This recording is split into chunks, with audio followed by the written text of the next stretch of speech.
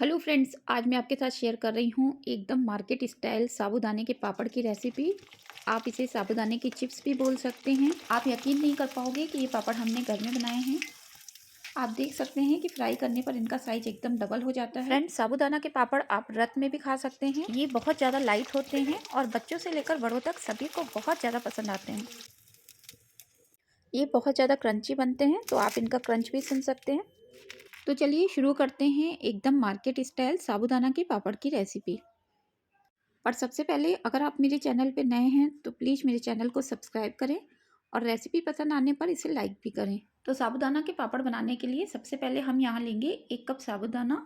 ये मोटे वाले साबूदाना है। नॉर्मली बाज़ार में छोटे वाले साबूदाना से बनाया जाता है, लेकिन मैं यहाँ पर बड़े वाले साबूदाना का यूज कर रही हूँ। तो सबसे पहले इसे 2 बार अच्छे से वॉश कर लेंगे। आप इसे हल्के हाथों से वॉश करिए।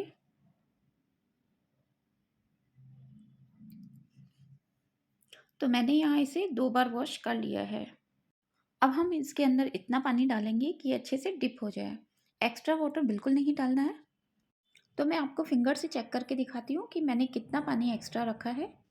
ये देखिए, सिर्फ 1 इंच ऊपर तक ही हमें पानी एक्स्ट्रा रखना है। अब इसे ढककर 5 से 6 घंटे के लिए रख देंगे। आप चाहें तो इसे ओवरनाइट भी रख सकते हैं। तो अब 5 से 6 घंटे बाद इन्हें चेक कर लेते हैं। आप देख सकते हैं कि कितने ज़्यादा खिले खिले हो गए हैं और पानी को इन्होंने अच्छे से एब्जॉर्ब कर लिया है। ये अच्छे से मैश भी हो पा रहे हैं। तो अब हम यहाँ पर 1 चम्मच नमक डालेंगे। ध्यान रहे कि चिप्स में नमक कम ही अच्छा लगता है। मिला देंगे इसे अच्छे से। फ्रेंड्स, साबूदाने के पापड़ को हम स्टीम में पकाएंगे, तो इसके लिए मैंने एक पैन के अंदर 1 से 1.5 गिलास पानी लिया है और इसे गर्म करने के लिए रख दिया है। तो साबूदाना के पापड़ बनाने के लिए आप इस तरह के टिफ़िन के ढक्कन का इस्तेमाल कर सकते हैं या फिर इस तरह की कटोरियों का भी इस्तेमाल कर सकते हैं। तो सबसे पहले हम इनको ग्रीस कर लेंगे। तो फ्रेंड्स, मैंने इन तीनों कटोरियों को अच्छे से ग्रीस कर लिया है। तो अब हम इनमें साबूदाना को अच्छे से फैलाएंगे। फ्रेंड्स, इस बात का ध्यान रखिए कि इसको ओवर नहीं भरना है, सिर्फ एक लेयर तक ही हमें इसको भरना है। तो इस तरह से मैंने सारी कटोरियों में इसे फैला दिया है और अब हम इसे स्टीम में पकाएंगे। तो अब पानी उबल गया है, तो हम इसके ऊपर एक छलनी रखेंगे ताकि हम अच्छे से साबूदाना की चिप्स को स्टीम दे पाएँ। और ऊपर से एक थाली से कवर कर देंगे। फ्रेंड्स, साबूदाना की चिप्स को बनने में बहुत ज़्यादा टाइम नहीं लगता है। सिर्फ 3 मिनट के अंदर ही बन के ये तैयार हो जाती है। तो अब 3 मिनट हो गए हैं, तो चेक कर लेते हैं इसे।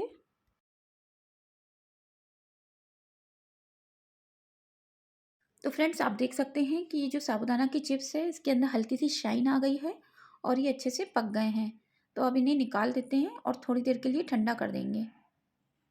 तो जब तक ये ठंडी हो रही हैं तब तक मैं आपको एक और तरीका सिखा रही हूँ। तो आप सबसे पहले एक थाली लीजिए और उसे अच्छे से ग्रीस कर लीजिए। तो मैंने यहाँ इसे ग्रीस कर लिया है। तो अब हम यहाँ पर चूड़ियों को अरेंज करेंगे।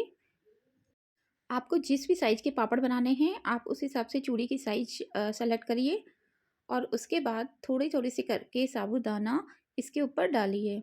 तो इस तरह से मैंने एक लेयर साबूदाना की डाली है और उसे अच्छे से फैला दिया है। तो इस तरह से हम सारी चूड़ियों के अंदर इस तरह से साबूदाना के दानों को फैला देंगे। तो अब हम एक-एक करके सारी चूड़ियों को हटा देते हैं। फ्रेंड्स, अगर आप इससे बड़ी शेप के साबूदाना के पापड़ चाहते हैं तो आप यहाँ पर कुकर की रिंग का भी इस्तेमाल कर सकते हैं और उससे आपके पापड़ बहुत ज़्यादा बड़े-बड़े साइज़ के बनेंगे। तो अब इसे भी रख देते हैं हमारे होममेड स्टीमर में। तो अब इसे ऊपर से कवर कर देते हैं और 3 मिनट के लिए इसे हम स्टीम में पकाएँगे। तो अब हम एक नाइफ़ की हेल्प से कटोरियों में से धीरे-धीरे से साबूदाना की चिप्स को निकालेंगे और उसे पॉलीथीन की शीट के ऊपर टैप-टैप करके निकाल देंगे। तो बहुत ईज़िली ये साबूदाना के पापड़ निकल जाते हैं और इस तरह से हम सारे साबूदाना के पापड़ निकाल देंगे।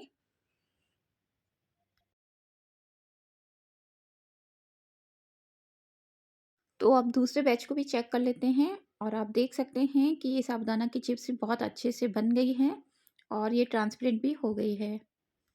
तो इस तरह के एक शार्प ऑब्जेक्ट की हेल्प से आप इसे भी आराम से निकाल सकते हैं। तो एक-एक करके सारी चिप्स को मैं इस तरह से सुखा दूँगी। फ्रेंड्स, अगर आप इन्हें पंखे की हवा में सुखा रहे हैं तो आपको कम से कम 3 से 4 दिन लग जाएँगे। लेकिन मैं इन्हें तेज़ धूप में सुखाऊँगी और इससे ये 2 दिन में ही बनकर तैयार हो जाएँगी। तो आप देख सकते हैं कि मैंने सारे साबूदाना के पापड़ बना लिए हैं। तो फ्रेंड्स, 3 से 4 घंटे बाद आप इन्हें एक बार पलट लीजिए और आप देख सकते हैं कि 2 दिन धूप में सुखाने के बाद ये प्रॉपर साबूदाने के चिप्स बनकर तैयार हैं। तो अब मैं आपको इन्हें फ्राई करके भी दिखाऊँगी।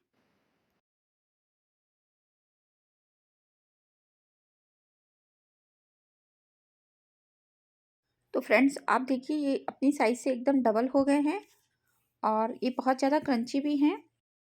ये छोटे वाले साबूदाना के पापड़ हैं जो कि मैंने चूड़ियों से बनाए हैं। तो इनकी साइज़ भी यहाँ डबल हो गई है। तो फ्रेंड्स, आप देख सकते हैं कि ये कितने ज़्यादा क्रंची हैं। तो फ्रेंड्स, अगर आपको घर पर ही साबूदाना के पापड़ बनाने की रेसिपी पसंद आई हो तो इसे लाइक करें और मेरे चैनल को सब्सक्राइब भी करें और अपने प्यारे प्यारे कमेंट्स मेरे साथ ज़रूर शेयर करें। Thank you.